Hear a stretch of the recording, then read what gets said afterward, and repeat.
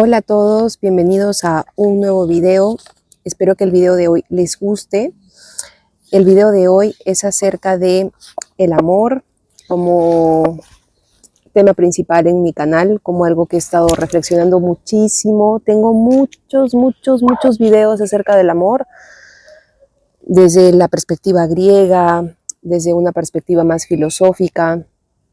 Pues curiosamente, antes de yo tener esta última conversión, hacía muchos videos reflexionando acerca del amor, pero desde mi perspectiva fuera de la Iglesia Católica. Y obviamente ahora ha cambiado mi visión del amor, mi perspectiva, porque ahora está más alineada con la doctrina católica.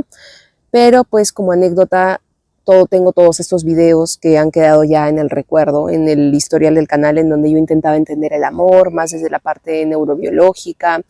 Y pues no digo que ya no lo haga, lo sigo haciendo, trato de seguir investigando desde la parte neurocientífica cómo funciona esta experiencia y este sentimiento tan poderoso que tenemos, que yo creo que es más que un sentimiento, es una fuerza, es dentro ahora de la doctrina católica, dentro de la Santísima Trinidad, pues es el Espíritu Santo, que es el amor del Padre y del Hijo. Y pues es este amor que se tienen entre el Padre y el Hijo por la eternidad. Y es un amor tan fuerte, tan grande, que es una persona en sí misma. Y ese es el misterio de la Santísima Trinidad y del Espíritu Santo, que es una persona. Y es algo que es muy como profundo y extraño de entender. Y el video de hoy, como muchos otros que he hecho, como les comenté, acerca del amor, es en particular sobre un tipo de amor, porque saben que algo que me ha gustado mucho hacer y reflexionar y compartir con ustedes es el tipo de amor según los griegos, o es esta perspectiva de amor según los griegos, que son estos grandes filósofos, pensadores, en los que yo me he inspirado mucho. Y antes de que me olvide, para todas las personas obsesivas con los tatuajes, con mis pechos, que por qué no me saco implantes, que por qué no me quito los tatuajes, yo les voy a decir que deberían confiar más en la palabra de Dios, en la palabra de Jesucristo. Cuando tú te entregas a Jesucristo y lo decides seguir, y está en Romanos, eres una nueva criatura. Yo le pedí la palabra una vez a Cristo y Él mismo me lo dijo: quien ya lo viejo ha pasado y quien vive en Cristo es una nueva criatura. Así que yo pido, por favor, que ya pare esa obsesión hacia mis tatuajes, hacia mi cuerpo, porque más parece que los que tuvieran una obsesión diabólica son los que comentan ese tipo de cosas, porque parece que no creen que realmente la palabra de Cristo es una palabra viva y aplica para todas las experiencias y aspectos de tu vida. Entonces yo sí creo en su palabra, Él me lo ha dicho y yo ya no me tengo que mortificar. Y si en algún momento yo me los decido sacar los tatuajes, porque ahora ya sé que por lo que estoy mostrando en las piernas, que los tatuajes, que esto, ya es mi asunto, son mis asuntos, y yo pido que pues haya un enfoque más en el mensaje que en las apariencias, ¿no? Porque de eso se trata mi canal, de reflexionar más de forma espiritual, mental, y dejar de lado las apariencias, esta superficialidad que se ve tanto en internet.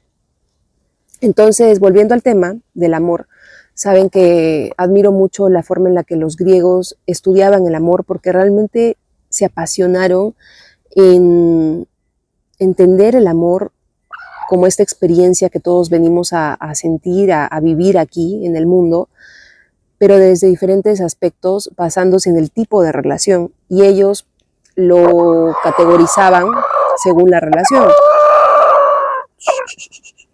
Por ejemplo, está el amor pragma, el amor storge, que es el amor entre padres e hijos, el amor filautia, que es el amor propio, el amor eros, que es un amor más apasionado, más de pareja, el amor ludos, que es un amor más como juguetón, más travieso, el amor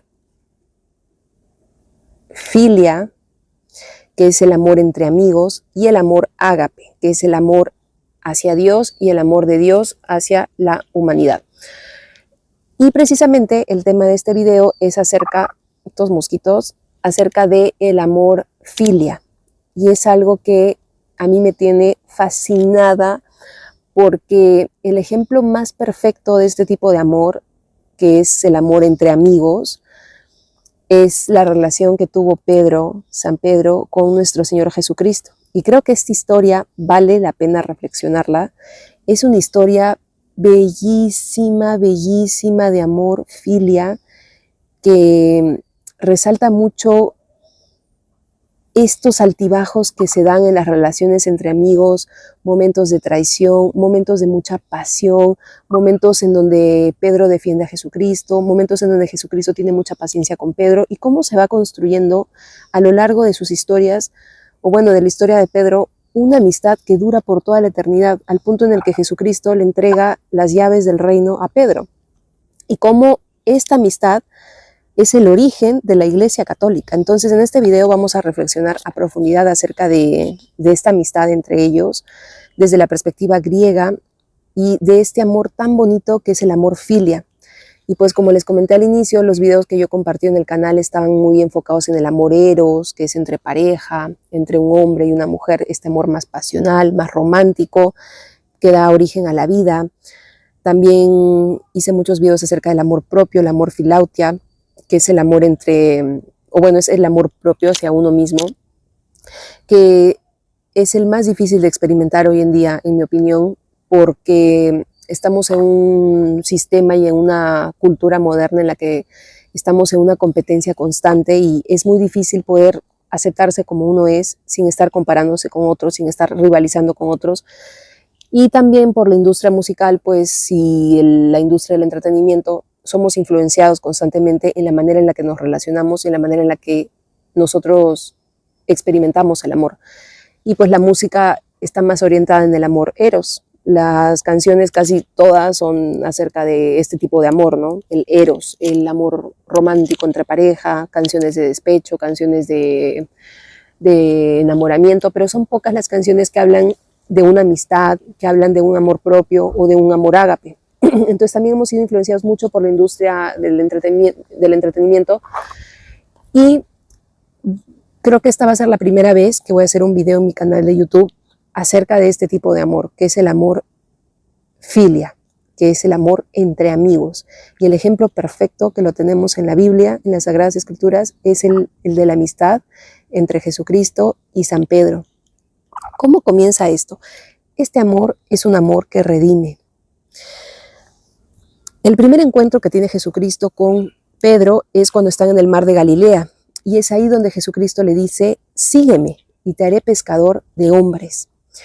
Aquí es cuando se teje esta amistad más profunda entre Jesucristo y Pedro, que atraviesa la fragilidad humana, todo lo que les estaba diciendo, la traición, el arrepentimiento y la restauración, que vamos a ver después.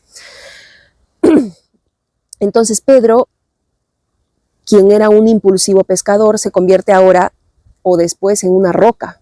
Es la roca sobre la cual Jesucristo funda la iglesia, pero no por su perfección, y eso es lo que quiero que reflexionemos en el video de hoy, que no se convierte en roca de Jesucristo, en la piedra principal en donde Jesucristo funda su iglesia, por ser perfecto, sino por el amor que aprendió de su maestro. Pedro aprende mucho de Jesucristo. Entonces vamos a analizarlo desde la parte del amor filia, ¿no? El amor de la amistad verdadera. Este es el amor filia del que tanto estudiaron los griegos. De hecho, la palabra filia es una palabra griega. Entonces, en la tradición griega, filia no es un amor pasional ni romántico. Tú no puedes tener sexo ni puedes hacer el amor con un amigo. Este vínculo se puede dar tanto entre mujeres como entre hombres, porque no hay un sexo que los vincule, es pura amistad. Entonces, es un amor basado más en la confianza, la entrega mutua y la búsqueda del bien. Es el amor de los amigos que se acompañan en la verdad, incluso cuando esta verdad duele. Es el tipo de amor que permite decir la verdad sin miedo, te permite ser honesto, perdonar sin condiciones y amar con libertad. Todo esto es lo que representa este amor filia. Entonces, Jesús amó a Pedro con este amor. Hay un mosquito que me produce... ¡Ah! Lo agarré. Pero hay muchos. Jesús amó a Pedro con este amor, con este tipo de amor filia. Lo eligió como amigo. Lo eligió como un amigo, pero no porque fuera perfecto, repito, sino porque si ustedes analizan la personalidad de Pedro, fue una persona muy sincera, fue muy sincero. Se llegó a arrepentir, cometió errores. Otro aspecto de Pedro es que fue una persona muy apasionada, fue muy apasionado, no era una persona tibia. Y si te das cuenta, los 12 discípulos de Jesucristo no eran tibios. Jesucristo no escogió a personas con tibieza espiritual, relativistas morales o espirituales que no saben cuál es el bien o el mal, sino a personas apasionadas, entregadas. Y también fue capaz de transformarse. Pedro entonces, por su parte, amó a Jesús con un corazón humano. Se ve mucho este amor humano de Pedro hacia Jesús, que estaba lleno de miedo, de entusiasmo, errores, pero sobre todo fidelidad. Acá se resalta mucho la fidelidad.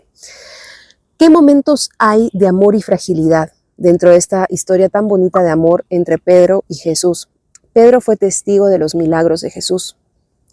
Caminó sobre las aguas hacia Jesús también, lo proclamó Mesías, fue quien lo proclama Mesías a Jesucristo, pero también fue, y no hay que olvidar esto, quien lo negó 3 veces en la noche más oscura. Y no es para dejarlo pasar porque hay que tenerle algún tipo de resentimiento hacia Pedro o un juicio, una crítica, sino para entender esta parte humana, esta fragilidad humana que en la noche más oscura somos capaces de traicionar a quien dio la vida por nosotros. Pero después la historia se va desarrollando de una forma bellísima. Y sin embargo, cuando Jesucristo resucita, lo encuentra de nuevo, no lo reprende, no le reclama. Recuerden que después de que Jesucristo resucita, convive con sus apóstoles hasta la ascensión de nuestro Señor Jesucristo y no regresa donde Pedro le dice, tú me negaste 3 veces, sino que le hace una pregunta que le atraviesa el alma, y esto se ve en el Evangelio de San Juan.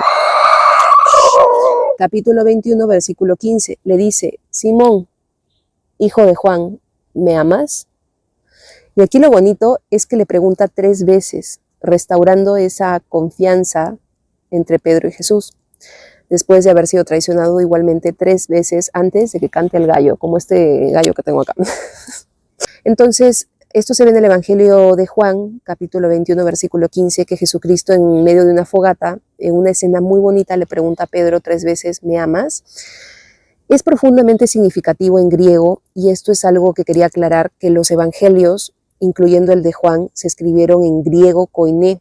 La lengua oficial de aquella época era el arameo, pero los evangelios fueron escritos en griego koiné, que era la lengua franca de aquel entonces, dentro del Imperio Romano, porque lo que se buscaba era llegar a una audiencia más amplia fuera de los pueblos judíos. Entonces, por eso lo escribieron en griego, y lo bonito es que cuando los lees en griego o en el texto original, se ven claramente estos tipos de amor en la forma en la que Jesucristo le pregunta. Acuérdense del amor ágape, que es el amor que siempre, o bueno, del que he hecho muchos análisis y tengo muchos videos acerca de este amor, que para mí es uno de los amores más, es el amor realmente, el más pues elevado, el más alto, por así decirlo, porque ya es como, por así decir, la última etapa de amor que un ser humano puede experimentar, y la más importante, que es el amor hacia Dios.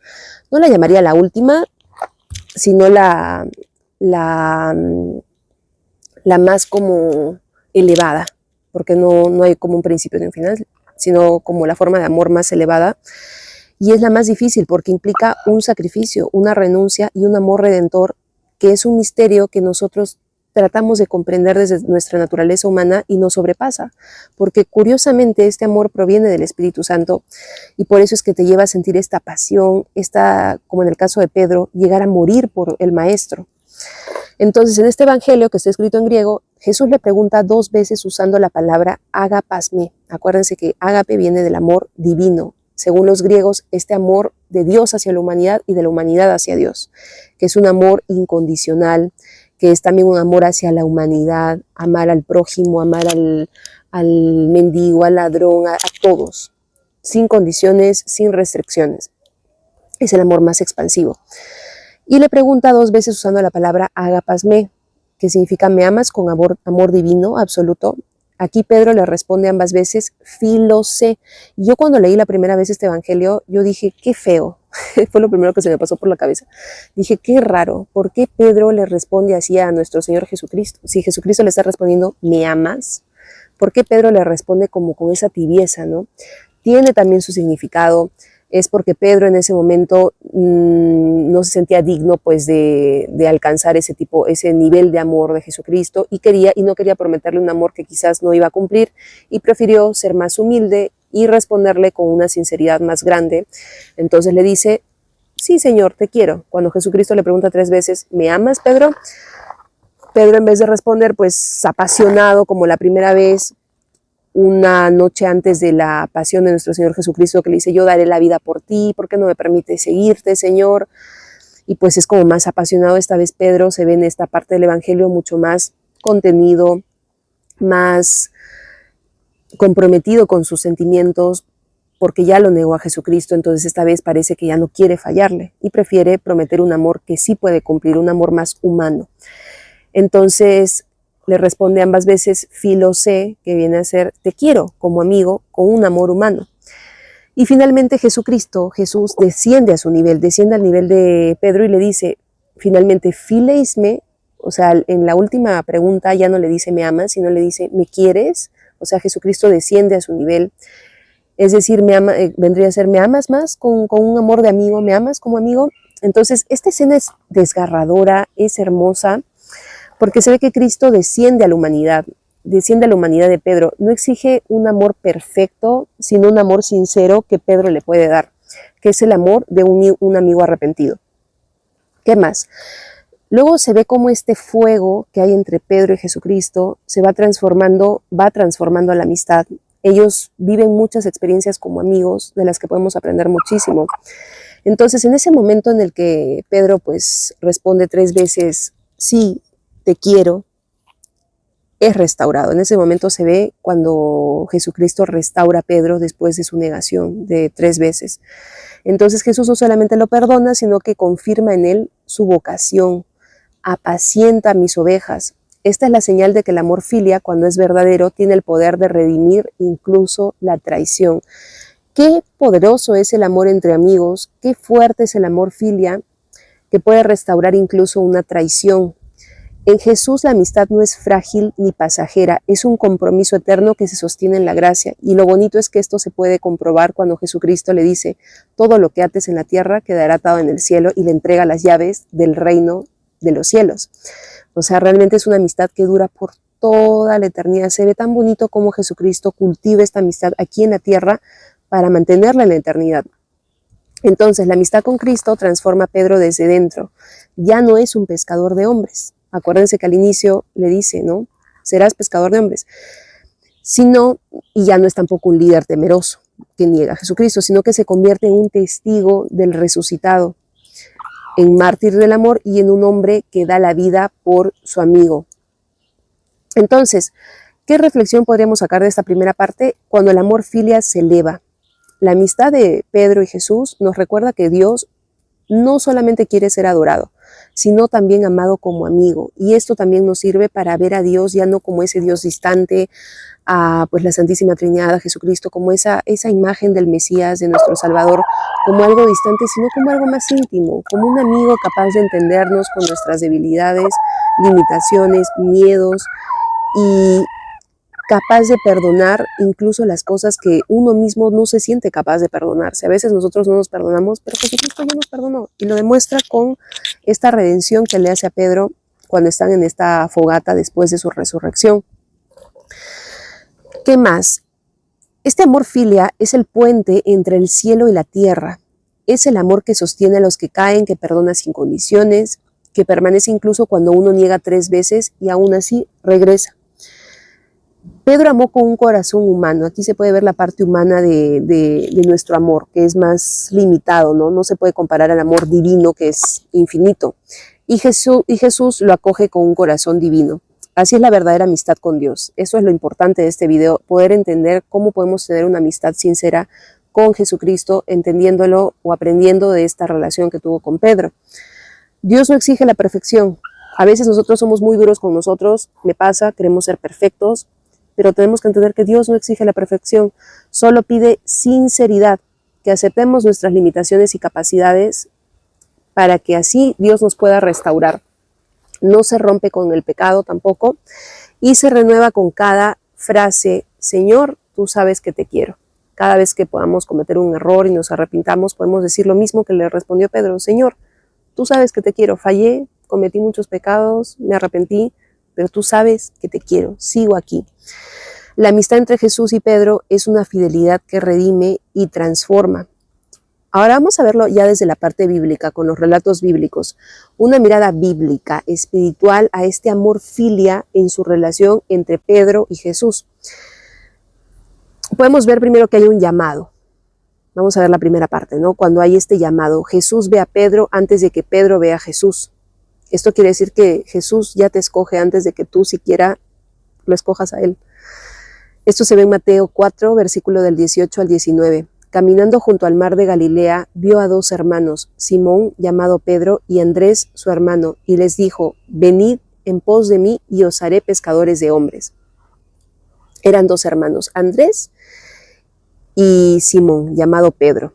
Jesucristo es el que le pone el nombre de Pedro. Le dice, te vas a llamar, me parece Cifas, me parece que era Cifas el nombre no lo recuerdo, si pueden me corrigen, que significa piedra. Pedro ya es la traducción al castellano. Aquí comienza la historia de una amistad que no se basa en méritos, sino en su elección. Jesús ve en Pedro algo que va más allá de su oficio o sus defectos, una piedra por formar, un corazón por amar. Esto es lo bonito, que Jesucristo ve una piedra por formar. Ya desde ahí se inicia esta gran relación entre ellos. El segundo punto en donde se ve este proceso que se va dando entre ellos de amistad, de este amor tan bonito entre ellos, es cuando Pedro camina sobre las aguas. Esto demuestra que es un amigo que duda, se ve la duda de Pedro. Eso es lo que me encanta de Pedro, que es tan humano. Aquí se ve toda la humanidad de Pedro y cómo Jesús, a una persona de sus discípulos, con tantos defectos, con tantas limitaciones, pero con tanta pasión y tantas ganas de entregarse, lo escoge como la piedra de su iglesia. Lo convierte en el primer predicador. Es un amigo que duda, pero que clama. Cuando se ve esta escena, ¿no?, en donde Pedro camina sobre las aguas. Se ve en Mateo 14, versículo del 28 al 31. Señor, si eres tú, mándame ir a ti sobre las aguas. Pedro bajó de la barca y caminó. Es como muy apasionada esta personalidad de Pedro, ¿no? Se ve como que duda, comete errores, pero es el que está ahí, ¿no? Está ahí, la intenta, sigue luchando. Es el que se atreve a bajarse de la barca. Se hunde, pero es el que se atreve. De todos los discípulos es el que se atreve. Y él le dice, si eres tú, mándame ir a ti sobre las aguas. Porque acuérdense que cuando lo encuentran a Jesucristo se asustan, porque estaban como en un oleaje muy bravo, el mar se había embravecido y tenían miedo de ahogarse, de que el barco se vaya a destruir y se vayan a tener un naufragio. Entonces Pedro baja de la barca y camina, pero al sentir el viento tuvo miedo. Jesús, extendiendo la mano, lo sostuvo. Ahí se ve cómo en esta amistad hay dudas, hay miedos y cómo Jesucristo constantemente está sosteniendo a Pedro en esos momentos de debilidad, de dudas. Este momento muestra una amistad viva. Jesús no se enoja ante la duda de Pedro. Ahí también te das cuenta la personalidad de nuestro Señor, que no es como, o sea, me estás ofendiendo. ¿Cómo te vas a asustar si sabes que yo soy Dios? O sea, ahí se ve la humildad también de Jesús, que no se enoja ni se indigna ante la duda de Pedro, sino que más bien lo sostiene, comprende nuestra naturaleza humana. Eso es lo bonito de los evangelios. El amor filia en griego implica compañía en la vulnerabilidad. Caminar juntos aun cuando uno de los dos tropieza. ¿Qué otra escena se ve en los evangelios entre Pedro y Jesús? Cuando Pedro declara a Jesús como el Mesías. Esto muestra un amor valiente que proclama la verdad y se ve en Mateo 16, versículo 15 al 18. Tú eres el Cristo, el Hijo del Dios viviente. Jesús le respondió. Aquí es cuando le responde que va a edificar sobre él su iglesia. Tú eres Pedro, y sobre esta piedra edificaré mi iglesia. Pedro se convierte entonces en el primero en reconocer abiertamente a Jesús como el Mesías. Aquí se ve que Pedro es el primero. ¿Se dan cuenta cómo la importancia de Pedro que no radica en su fortaleza, en su perfección, sino en esa personalidad que no es tibia, que a pesar de sus errores está ahí intentándolo? La amistad se fortalece cuando hay reconocimiento mutuo, se reconocen entre ambos. Pedro le dice, tú eres el Mesías, y Jesucristo le dice, y tú eres Pedro, y sobre ti y sobre esta piedra edificaré mi iglesia. Jesús honra su fe y lo entrega a una misión eterna que va a durar por toda la eternidad. Aquí vemos también que el amor filia se convierte en confianza. Otra escena, el lavatorio de los pies, cuando el amigo sirve al amigo. Esta escena también me gusta porque muestra nuevamente esta personalidad de Pedro, que no es tibia, que es como muy real, ¿no? Muy intenso. Yo me identifico, o sea, no digo que yo sea como él, pero me identifico porque yo soy así de intensa. Y creo que eso es lo que deberíamos buscar nuevamente, salir de esta tibieza espiritual en la que nos encontramos, de este relativismo espiritual, viendo el ejemplo de Pedro. ¿Qué sucede? Esto se ve en el Evangelio de Juan 13, versículos 6 al 9. Pedro le dijo, tú jamás me lavarás los pies, porque acuérdense que Jesucristo se quita la túnica, se ciñe una toalla en la cintura y coge la fuente, el lavatorio donde va a hacer el lavado de los pies y comienza a lavarle los pies a cada uno de sus discípulos. Y cuando se acerca a Pedro, Pedro se indigna, o sea, es el primero, nuevamente vemos ahí, el primero en indignarse y le dice, tú jamás me lavarás los pies, o sea, como que no. Y Jesús le responde, si no te lavo, no tendrás parte conmigo. Ahí, si no me equivoco, Pedro le dice, pues entonces no solamente me laves los pies, lávame también las manos y la cabeza y el cuerpo entero. Y ahí se ve la intensidad nuevamente de Pedro. Este momento para Pedro entonces es escandaloso, que le quiera lavar el maestro, el mismo maestro, los pies a nuestro Señor Jesucristo, porque muestra que Jesús no es un amigo según los estándares del mundo. El verdadero amor filia se expresa en servicio humilde, en bajar para levantar al otro. Aquí se ve otro dinamismo bellísimo entre Pedro y Jesús. Otra escena importante de esta relación, que es la negación de Pedro, el corazón del amigo humano que falla. Aquí también aprendemos muchísimo. Y esto es del Evangelio de Lucas, capítulo 22, del 61 al 62. El Señor, volviéndose, miró a Pedro, y Pedro, saliendo afuera, lloró amargamente. Eso ya es cuando sucede la negación. Entonces el dolor de Pedro es inmenso, falló al amigo que más lo amó. Ahí se ve también la diferencia entre Pedro y Judas, cómo Judas opta más por el orgullo, porque eso también es un acto de orgullo, no poder perdonarse a uno mismo, no aceptar las limitaciones humanas y decir, pues fallé, voy y me ahorco, ¿no? y acabo con mi vida. Y ahí se ve que Pedro pues es más humilde porque reconoce su error y lejos de envenenarse de este orgullo que lo puede llevar a un posible suicidio como Judas Iscariote, él lo que hace simplemente es aceptar su error, llorar amargamente. Acepta que le falla al amigo que más amó y también muestra una confianza en que a pesar de todo Jesús lo iba a perdonar. Algo diferente con Judas, con su suicidio, que demuestra que Judas pues no confiaba en el Señor, no confiaba en su misericordia, porque al suicidarse es como que ya no cree que hay un perdón, no cree que hay una reconciliación. Entonces,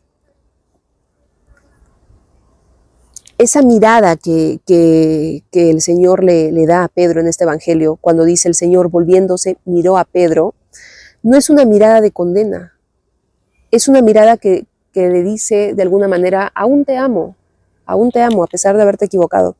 Entonces el amor filia, según Platón y Aristóteles, incluía perdonar, según estos grandes filósofos, y perseverar por el otro. Y Jesús lo vivió, o sea, Jesús vivió toda la experiencia humana en todos los aspectos.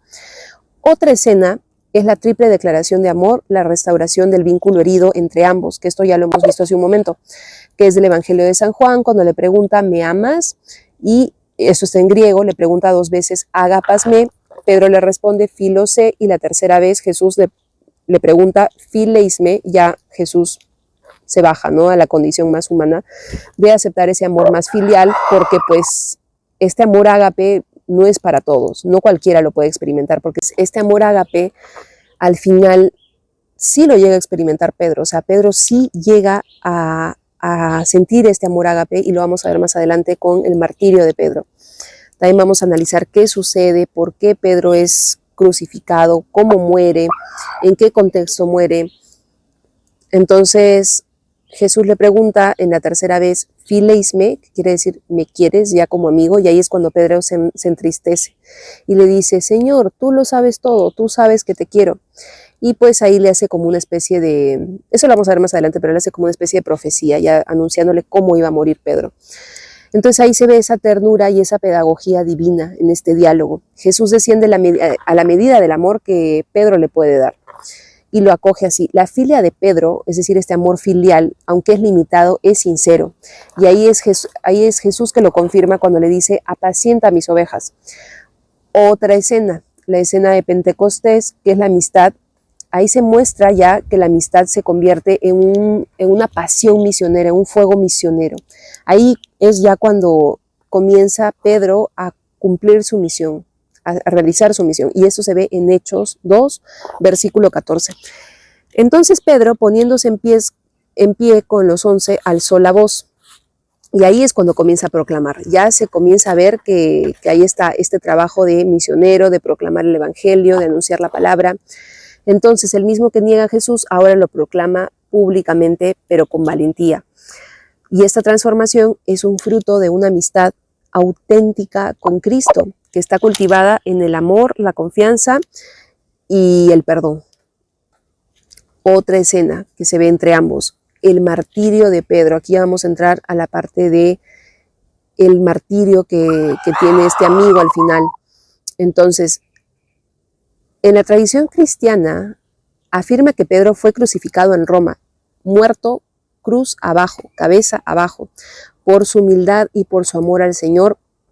Y esta es la culminación del filia más perfecto, que es el dar la vida por los amigos. Y Jesucristo también habla de esto.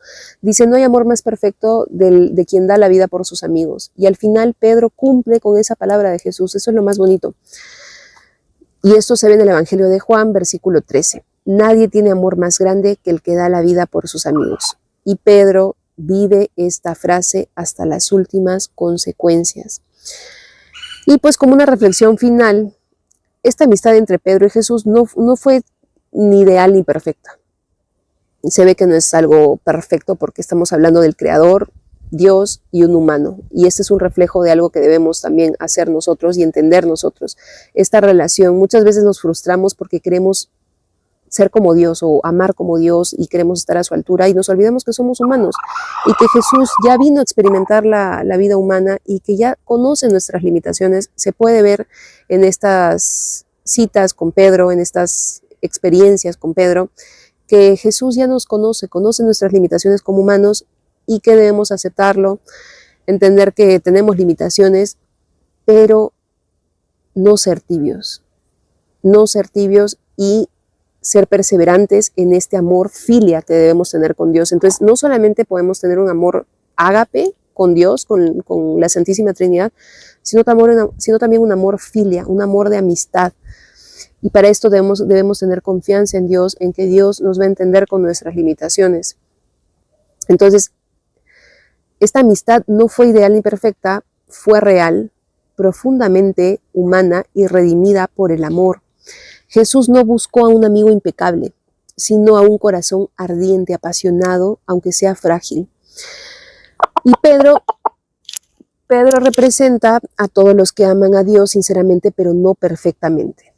No todos lo aman perfectamente desde el inicio. Algunos tenemos que perseverar en ese amor y es válido. La idea es no rendirse, no frustrarse. Pedro representa a los que aman a Dios sinceramente, pero no perfectamente. La amistad con Cristo no se basa en el fallar. No se basa en que tantas veces falles, que tantas veces seas perfecto, sino en volver siempre a Él con humildad y con amor. De eso se trata, eso es lo que busca Dios, Jesús, en estos evangelios, mostrándonos su vínculo con Pedro, que lo que Él busca siempre es esa humildad y el amor, pero que volvamos siempre a Él. Así nos hayamos equivocado, que volvamos siempre a Él. Entonces, ¿qué podemos aprender de ese amor filia tan bonito entre Pedro y Jesús, en esta historia de amor tan bella? Podemos aprender que Dios quiere nuestra amistad, busca nuestra amistad, no solamente nuestra obediencia, o sea, no busca robots que lo obedezcamos todo el tiempo como que sí, sino que también tengamos un tipo de interacción auténtica como amigos. Pero lamentablemente nosotros somos un poco extremistas como humanos y creemos que el ser amigo de Jesús es abusar o es quizás faltarle al respeto. Entonces tenemos que tener ahí sutileza, los dones del Espíritu Santo para entender que es una relación de amigos, entendiendo que no por eso Dios deja de ser la divinidad, deja de ser Dios, pero encontrar ese equilibrio entre la confianza y el respeto.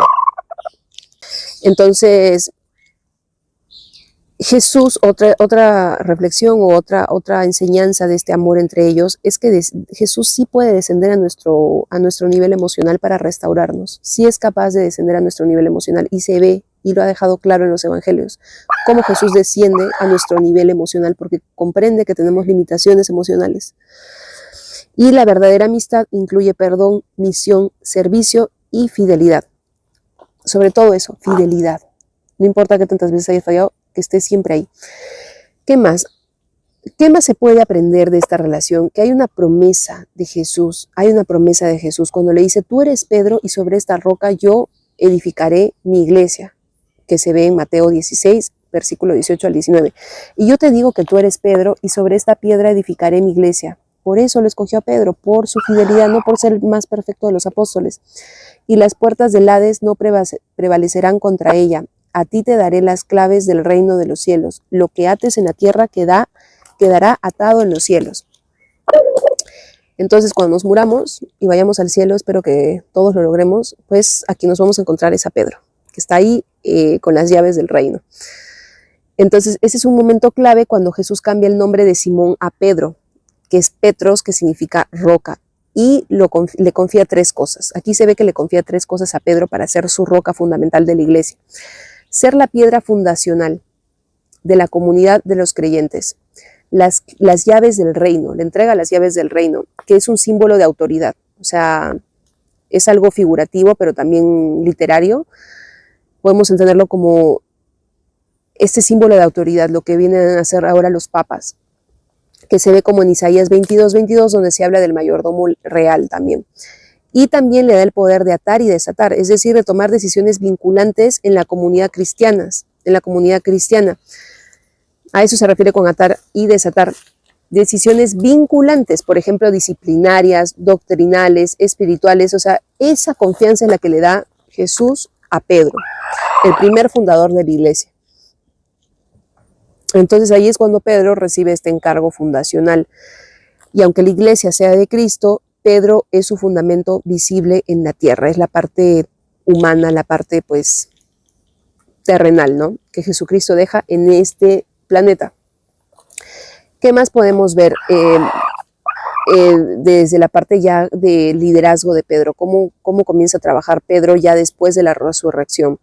¿Cómo toma el liderazgo después de la resurrección? Después de negar a Jesús, Pedro es restaurado amorosamente en el diálogo del lago de Tiberíades, que eso ya lo vimos en Juan 21, donde Jesús le repite 3 veces, apacienta mis corderos, bueno, le pregunta 3 veces si lo quiere y después le dice, apacienta mis corderos, pastorea mis ovejas, apacienta mis ovejas. Nuevamente es como un tipo de investidura pastoral, o sea, ya le está dando este cargo pastoral de ser líder, de ser pastor aquí en la tierra, de ser una autoridad eclesiástica.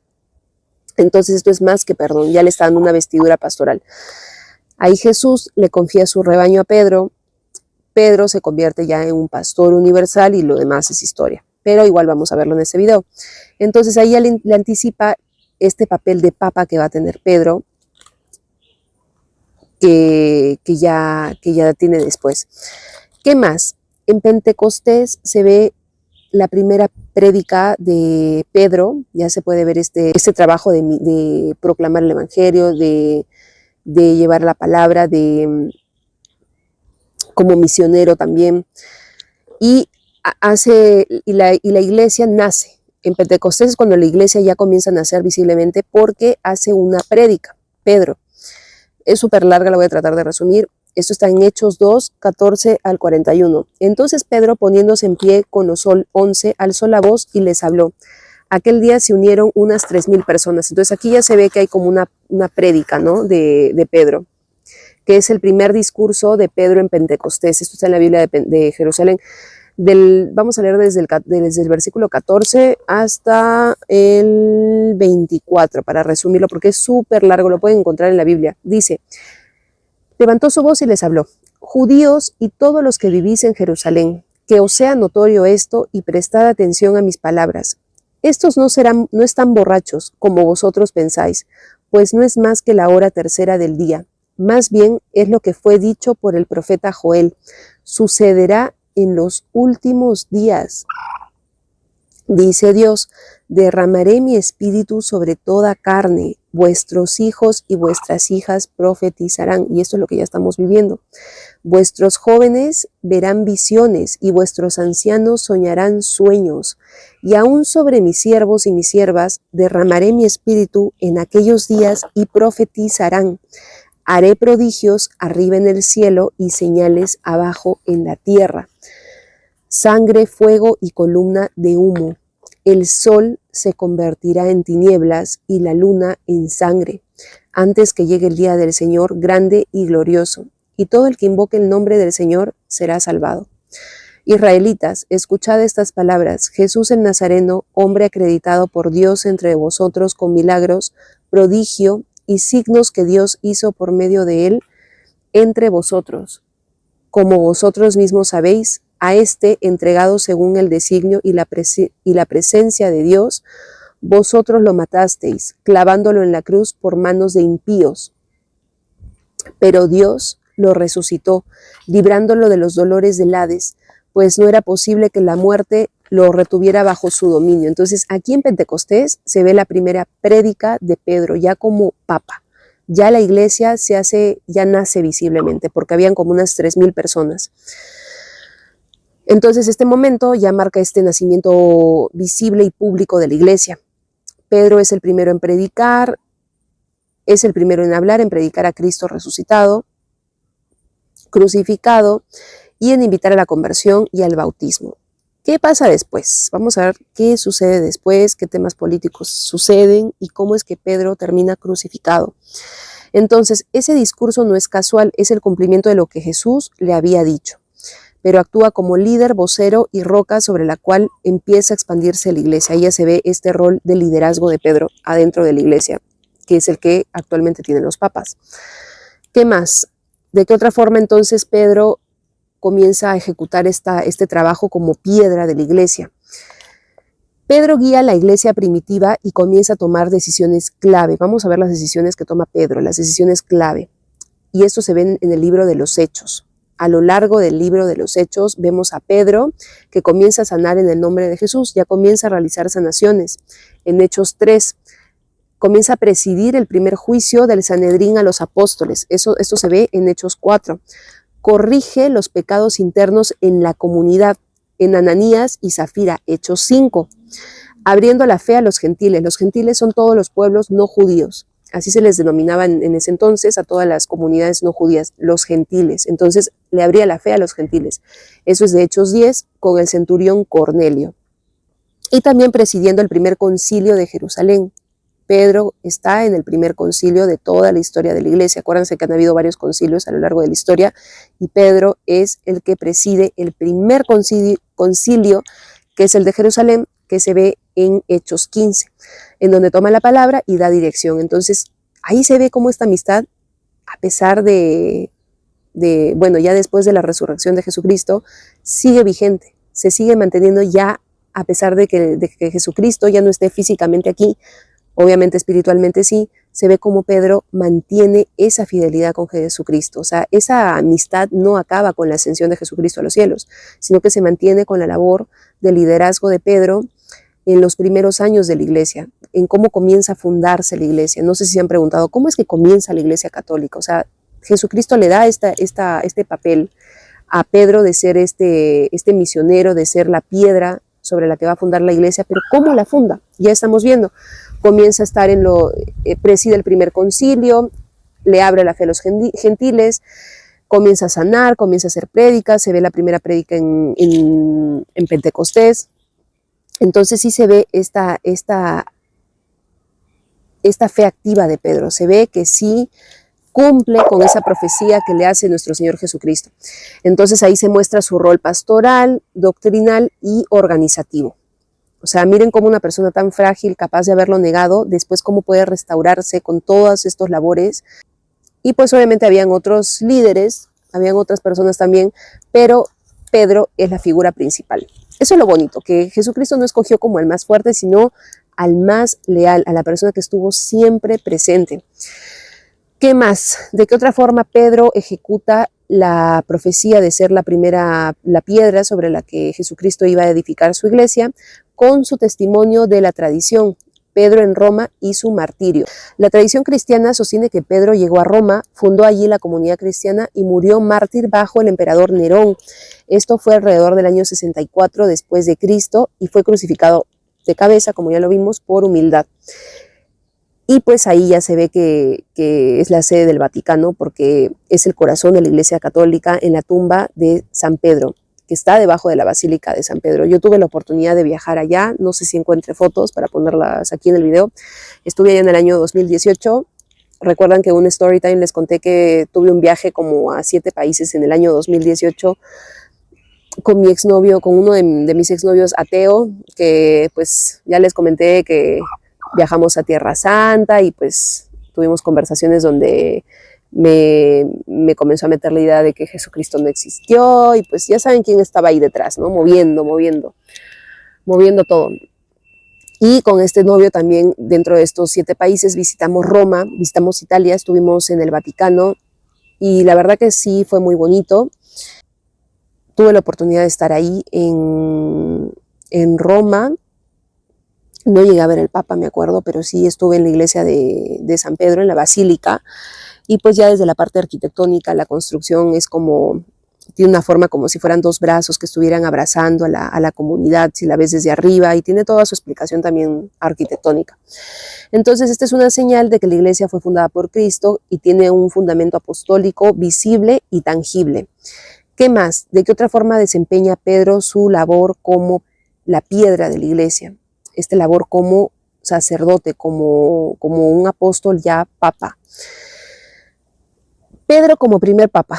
Vamos a ver, base del papado en la doctrina católica. La Iglesia Católica considera a Pedro como el primer obispo de Roma y por lo tanto como el primer papa, fue el primer papa.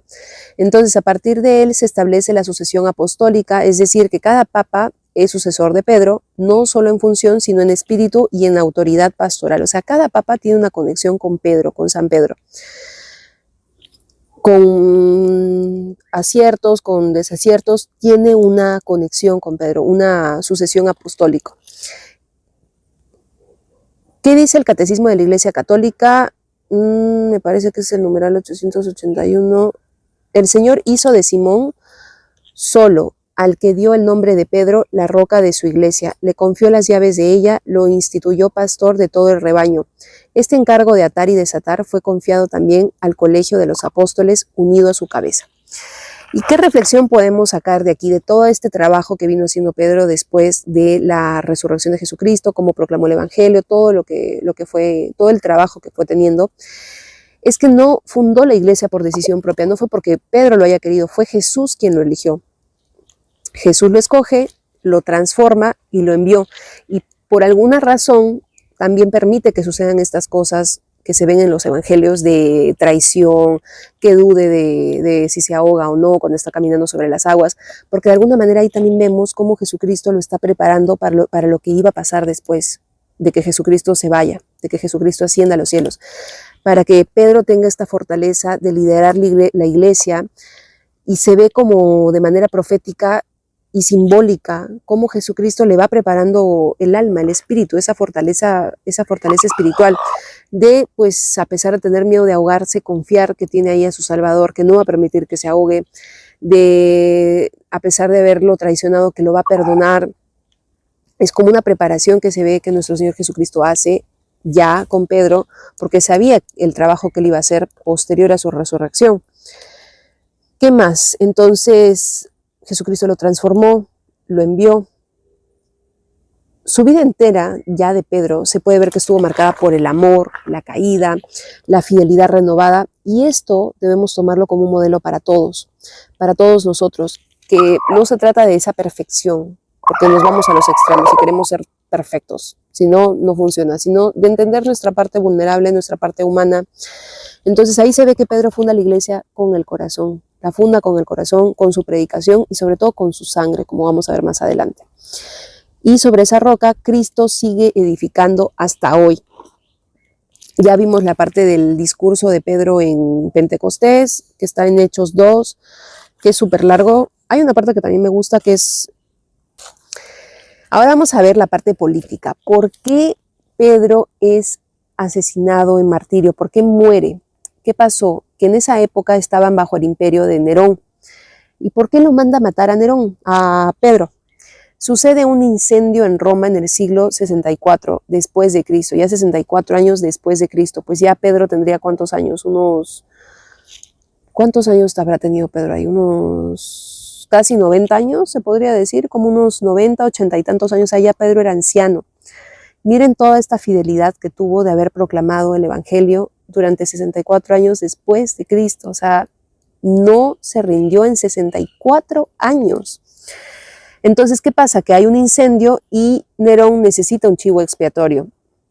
En julio del año 64 se desató un enorme incendio que destruyó gran parte de Roma, y muchos historiadores romanos antiguos, como Tácito, afirman que Nerón fue sospechoso de haberlo provocado. O sea, hubo ahí también mano negra para poder reconstruir la ciudad a su gusto y edificar su palacio dorado, el Domus Aurea. O sea, siempre, como siempre, la avaricia, los políticos corruptos, ya desde ahí se ve, ¿no? En el Imperio Romano. Como Nerón, pues, según estos historiadores, parece que fue el que provocó este incendio para poder, pues ya saben, ¿no? Utilizar el dinero, poder reconstruir a su antojo la ciudad. Temas de corrupción. Entonces, ¿qué sucede? Que Nerón ya en ese momento se estaba dando esta evangelización y estaba con fuerza el cristianismo, se estaba dando el cristianismo con fuerza. Estamos en el año 64 después de Cristo. Entonces, los cristianos eran perfectos para cualquier justificación, para ser usados como chivos expiatorios. Y sucede que, pues, lo ven a Pedro y lo escogen a él, lamentablemente. Pero esto ya había sido profetizado por Jesucristo, acuérdense. Entonces, ¿por qué los cristianos eran perfectos para esto? ¿Por qué eran vistos como, pues, personas a las que podían manipular? Eran una minoría nueva. Si bien estaba surgiendo el cristianismo, todavía era una minoría. El Imperio Romano todavía tenía fuerza. Eran una minoría nueva y mal comprendida. Todavía no se entendía bien. Acuérdense que en ese entonces todavía existía el politeísmo dentro del Imperio Romano. Se creía mucho en estos dioses griegos que vamos a ver más adelante. Rechazaban rendir culto al emperador o a los dioses romanos, los cristianos de ese entonces, y practicaban rituales como la Eucaristía, que curiosamente en ese entonces se malinterpretó como canibalismo. Dentro del Imperio Romano, ellos interpretaban la Eucaristía como canibalismo, o sea, no lograban entender esta parte espiritual, esta parte del sacrificio de Jesucristo, del amor redentor, sino que lo veían como canibalismo, como comer literalmente el cuerpo, o sea, comerlo como un acto caníbal, ¿no? Y no desde la restauración del espíritu, como un alimento vivo espiritual. ¿Qué más? Predicaban que Jesucristo era el único rey, y eso obviamente era algo subversivo para las autoridades romanas. Entonces, ¿qué pasa? Nerón manda a arrestar a Pedro. Tácito, Anales 1544, describe que Nerón castigó con refinadísimos suplicios a aquellos que, odiados por sus crímenes, el vulgo llamaba cristianos, no tanto por el bien del público como para saciar su crueldad. Entonces, ¿qué sucede? Pedro ya era un líder visible, en el cristianismo en Roma, y era el que presidía toda la comunidad cristiana. Como ya era considerado el líder principal junto con Pablo, Pedro y Pablo eran los líderes principales de este primer, pues, cristianismo del siglo I después de Cristo. Se convierte en blanco directo de la persecución. Entonces lo manda a arrestar, Nerón lo manda a arrestar y a ejecutar. Y esto fue parte de un intento de destruir la raíz del cristianismo naciente. Ya querían destruir desde ahí el cristianismo los emperadores romanos. O sea, no les bastó con la crucifixión de Jesucristo, sino que hubo más persecución. Eso es lo más bonito. O sea, es triste, pero a la vez es hermoso. O sea, es sumamente triste porque al final, pues Nerón, después de este incendio, temas de corrupción, para no ser responsable, no ser culpable ante el público, busca un chivo expiatorio, busca culpar a los cristianos, busca arrestar a Pedro para pues culparlo de estos incendios, pues justificando con que eran personas subversivas, que cometían canibalismo con la Eucaristía, que no querían rendirle culto a las deidades de ese entonces. Entonces pues lo arresta. ¿Y qué sucede? Que aquí se da este acto de amor tan bonito, que era el que hablamos al inicio, que comienza con un amor tan humano, tan limitado, y al final se ve cómo termina en un amor ágape redentor con este martirio. Yo no estoy ahora glorificando la muerte, pero se ve cómo Pedro, pues al final sí cumple lo que le dice, cuando antes del arresto de Jesucristo le dice: ¿por qué no me permites seguirte? Yo daría mi vida por ti. Y ahí es cuando Jesús le dice: ¿realmente darías mi vida por ti? Y le dice: sí, sí daría mi vida por ti. Y Jesús le dice: que no se turbe tu corazón, pero antes de que cante el gallo me habrás negado 3 veces. Entonces lo niega, pero realmente cumple con lo que le dice a Jesucristo. Pedro realmente muere por su amigo, y no hay amor más grande que el que da la vida por sus amigos. Entonces ahí se ve que su muerte es un acto de fidelidad suprema. O sea, sí se mantiene esta fidelidad casi 70 años después de que su amigo Jesús muere. Eso es lo bonito de esta historia de amor entre Pedro y Jesús. En vez de huir o renegar, Pedro entrega su vida por el evangelio. Eso también es lo que sucede. Y muchos mártires murieron por evangelizar en ese entonces. Si yo hubiera estado en esa época por hacer este video, ya me hubieran matado solamente por hablar de la palabra de Cristo. Muchas personas hoy en día que proclaman el evangelio, religiosos, sacerdotes, ya los hubieran asesinado. De hecho, siguen persiguiendo, pero ahora es de forma más sutil. Ahora lo hacen con ingeniería social, con relativismos. Pues el demonio también ha ido como metiéndose en la cabeza y evolucionando sus estrategias, ¿no? Entonces ahí se ve que Jesús ya lo había profetizado. Y eso se ve en Juan 21, 18, 19. Ya lo profetiza, esa muerte que iba a tener Pedro. Le dice: cuando eras joven, tú mismo te ceñías e ibas a donde querías. Pero cuando seas viejo, extenderás tus manos y otro te ceñirá y te llevará a donde no quieras. Ahí también le profetiza el tipo de muerte que iba a tener Pedro. Esta parte es tan bonita, es tan emocional para mí, tan sentimental. Y pues le proclama el tipo de muerte con la que glorificaría Pedro a Dios. ¿Qué más? Podríamos ver también que la sangre de Pedro y la de todos estos mártires cristianos vienen a ser semillas de la iglesia. Porque lejos el martirio de Pedro no destruye la iglesia, sino que la fortalece. Como dice Tertuliano siglos después, la sangre de los mártires es semilla de los cristianos. Pedro dio su vida en Roma y sobre esa entrega se edificó la comunidad cristiana, que eventualmente se convierte en el corazón espiritual de la Iglesia Universal de Jesucristo. Por eso yo ahora, con total seguridad y convicción, puedo decir que la Iglesia Católica es la verdadera Iglesia de Jesucristo, porque pues hay que estudiar historia. Estudiando historia te das cuenta. Yo invito a las personas separadas, protestantes, evangélicos, pastores, que repasen sus evangelios. Ahí está, Pedro es la piedra de la iglesia. Se ve históricamente, se ve en los relatos. Y para finalizar, la tumba de Pedro y su legado. La tumba está en la colina del Vaticano y sobre ella se construye la Basílica de San Pedro. Su presencia allí es un testimonio de que la iglesia no fue fundada sobre poder humano. Eso es lo bonito, que la presencia de esta tumba refleja que no se trata de construir la iglesia sobre un poder humano, ¿no? sobre riqueza, sobre opulencia, sino realmente sobre la fe, el amor, la fidelidad hasta la muerte. Esto es lo bonito de la historia de amor entre Pedro y Jesús, cómo la iglesia crece y la tumba está en la colina del Vaticano, o sea, y que sobre esta tumba se construye realmente la Basílica de San Pedro. Ya lo que pasa después y lo que hemos vivido como iglesia, pues eso también tiene muchas explicaciones que podemos reflexionar más adelante, pero yo me quiero quedar con esta historia de amor tan bonita entre Pedro y Jesús. Y ya para pues darle un poco más de profundidad al tema, ¿qué pasaba en la época de Nerón y en la época de esos primeros, de esos emperadores romanos del siglo I, II, ellos eran politeístas, todavía creían en deidades que venían de los griegos. Si bien yo analizo esta parte del amor de la cultura griega, yo quiero que no hayan malentendidos, yo no estoy aceptando toda la cultura griega con su religión, que era politeísta, ni estoy ahora creyendo en sus dioses. Simplemente estoy analizando esta parte espiritual, filosófica del amor, en la que ellos basaban mucho su trabajo y su estilo de vida. ¿Por qué? Porque en otras culturas no se ve que lo hayan visto así, el amor, de esa forma como más, pues, analítica, y que la hayan puesto como en categorías, y se aprende mucho, y también porque los evangelios estuvieron escritos en griego koiné, pero yo no quiero que esto ahora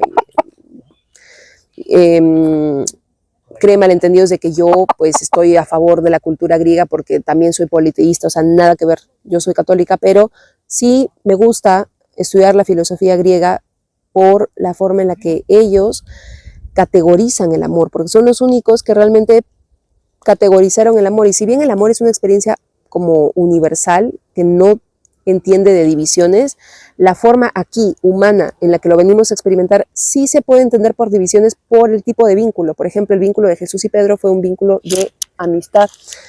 El vínculo que tienes tú con tu madre es un vínculo pues maternal, es un amor estorgé. El vínculo que tienes tú con tu pareja es un amor eros. Y así también entiendes mucho más del amor, lo puedes estudiar, lo puedes profundizar.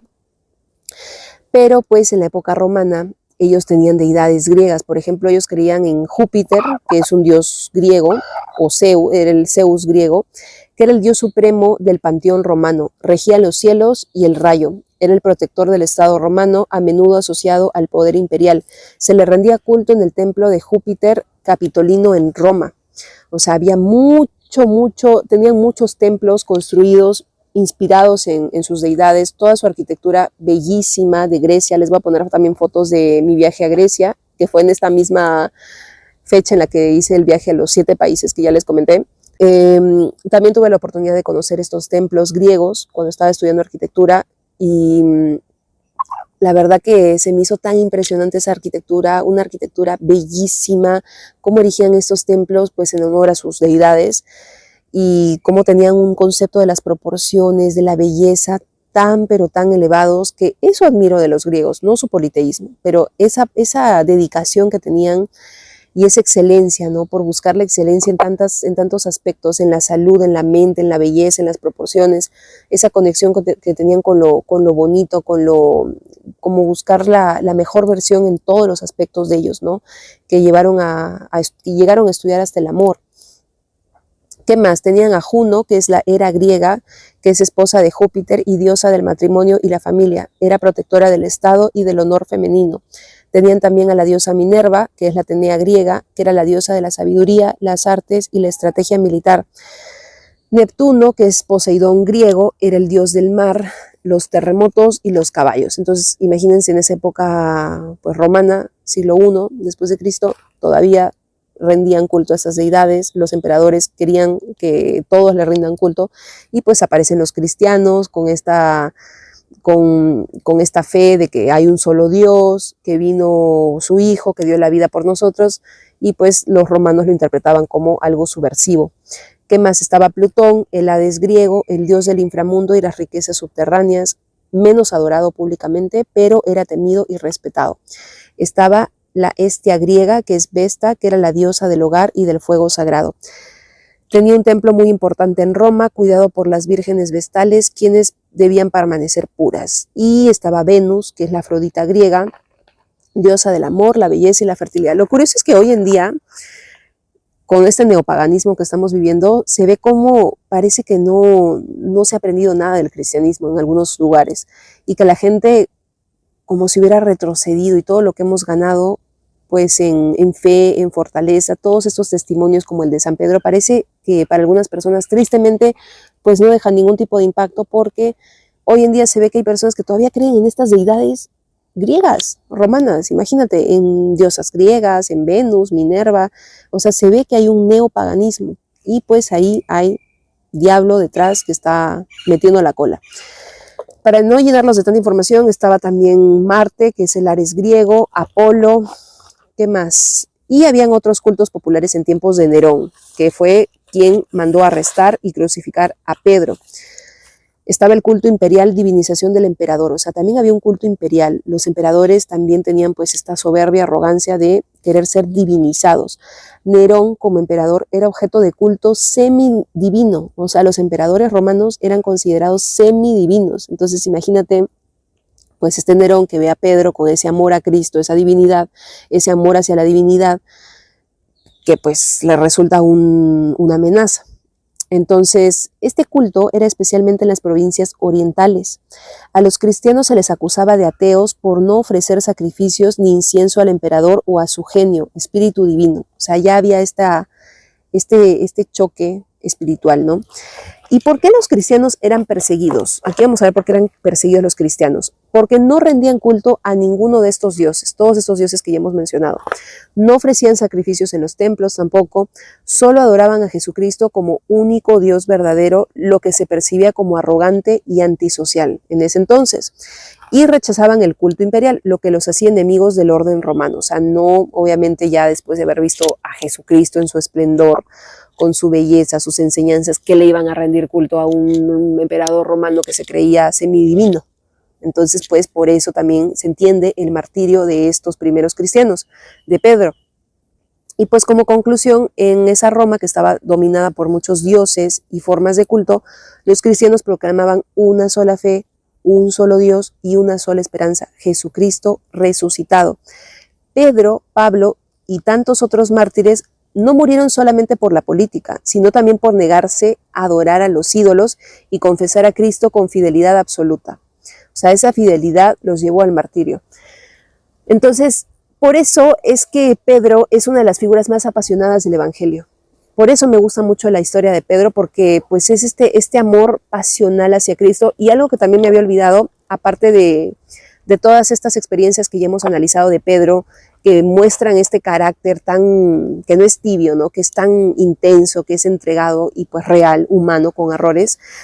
Después de que deja todo para seguir a Jesús, cuando le dice que lo va a hacer pescador de hombres, después de que llora amargamente tras negar a Jesús, después de que se lanza al agua para ir al encuentro del resucitado, después de la triple declaración de amor hacia Jesús, después de que proclama a Jesús también con valentía en Pentecostés y después de que muere crucificado por amor a Cristo. Me había olvidado de otro detalle que también muestra esta falta de tibieza, que incluso lo lleva a cometer errores. Acuérdense quién es el que defiende a Jesús con la espada. Pedro. Pedro se puede ver en el Evangelio de Juan, capítulo 18, versículo 10, que es el que tenía una espada. Entonces Simón Pedro, que tenía una espada, la sacó e hirió al siervo del sumo sacerdote cortándole la oreja derecha. El siervo se llamaba Malco. Entonces ahí se ve, ahí sí Jesús lo reprende y le dice, me parece que le dice, quien muere espada, quien pelea espada, a espada muere, me parece que le dice algo así. Entonces ahí sí Jesús lo reprende, pero se ve de todas maneras ese gesto de fidelidad visceral, ¿no? Que lo lleva, por eso me gusta la personalidad de Pedro, porque no es un tibio, o sea, se equivoca, se lanza al mar, es el que proclama por primera vez el Evangelio en Pentecostés, es el que, pues por defender a Jesucristo, le corta la oreja a este soldado Malco, es el que hace la triple declaración de amor, pero también es el que hace esta triple negación, pero dentro de todo demuestra este amor ágape. Y eso es a lo que todos debemos aspirar, de que a pesar de todos los errores, se puede llegar a esta divinización del amor hacia un amor más sublime, más profundo, que es el amor ágape, el que da la vida por sus amigos. Espero que les haya gustado. Chao.